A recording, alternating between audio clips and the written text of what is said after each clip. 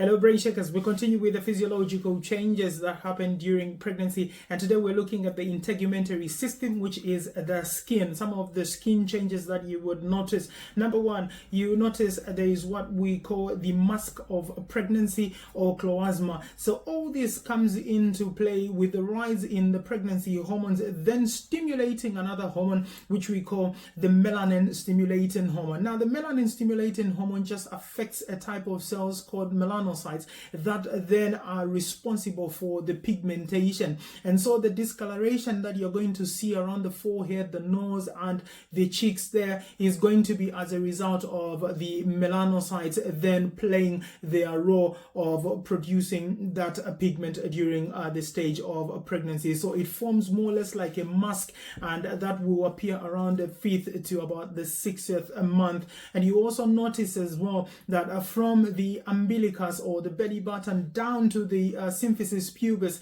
there's usually a line there that appears to be a little bit white, and we obviously call it the linea alba, which is just a separation of the rectus abdominis muscle, which you often call the six-pack, or into the left and the right. Now during pregnancy, because of the rise of the hormones, that will then become a little bit darker, and it will be referred to as the linea nigra. Now as pregnancy continues throughout the gestation, or as it increases in size as well, you notice that the skin is going to have stretch marks. Why? Because there is some stretching that is going to be happening to accommodate the growing uterus, because the uterus increases now in size, and so that increase in size is going to stretch the abdominal skin as well. And so you notice that now there is going to be those stretch marks that are going to appear, and we call those as striae gravidarum. So some of them may disappear, some of them may stay a little bit longer even after one has actually